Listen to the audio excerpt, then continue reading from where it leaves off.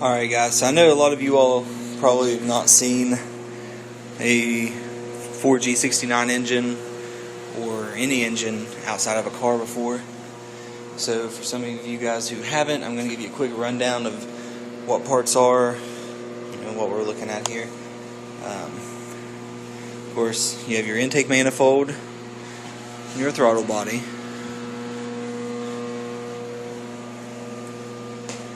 Here will be your throttle positioning sensor. This is your EGR valve, or exhaust gas recirculation valve. This line, I believe, is for the brake booster.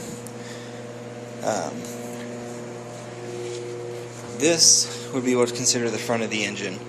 If you're looking at the engine in the car, then on this passenger side, this would be the front.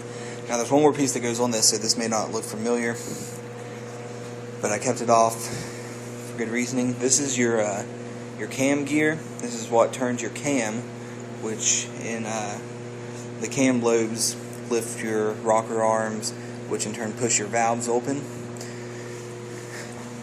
This piece here is the head and the rocker or valve cover.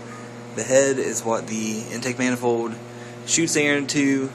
It has the valves, valve springs, the valves open.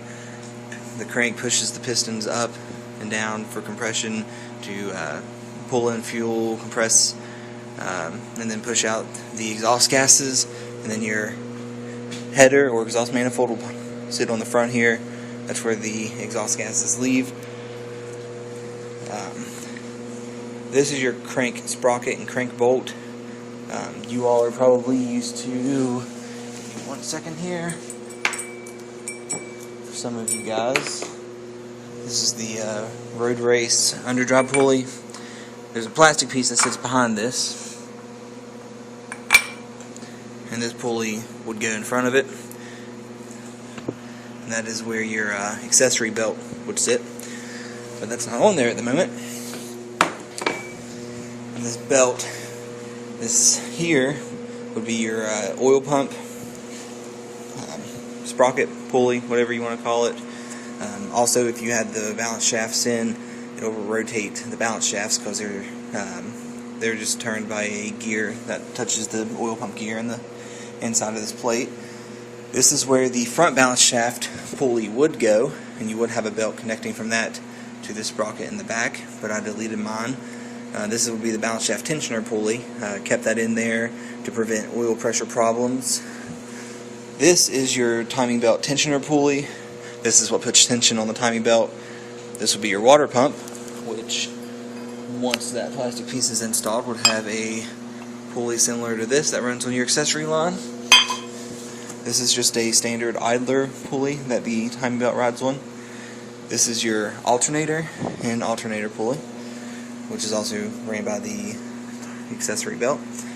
This is your crankshaft positioning sensor.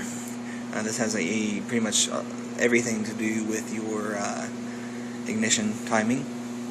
This metal plate in the back is actually a front block plate that comes off and will have to come off, including this 123 pounds of torque bolt, these sprockets. All of this has to come off except for the water pump, idler pulley, and anything basically from here up does not have to come off if you want to take your crank out. This is your timing belt tensioner. You see it pushes tension on this little lever that applies even more tension than what you already gave with this pulley.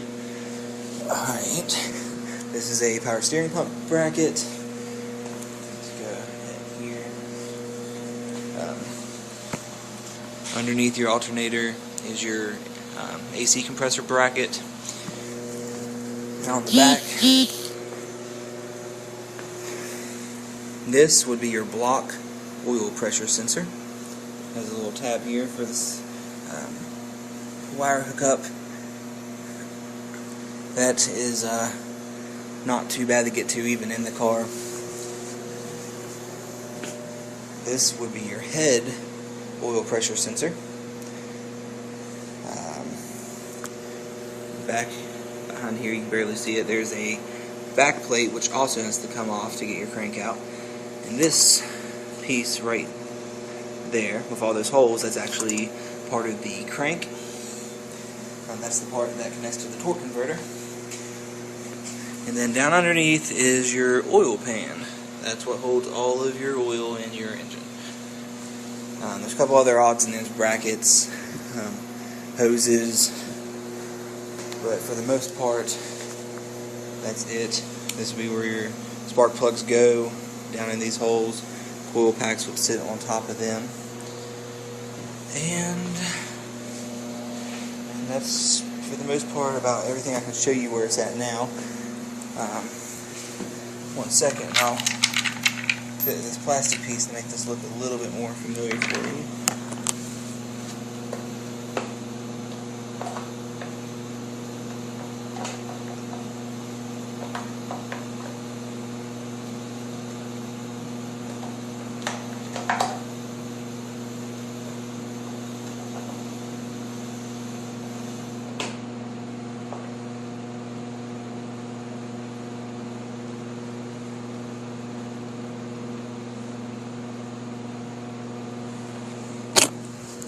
Alright, so this is probably what you'd see if you looked in from your car.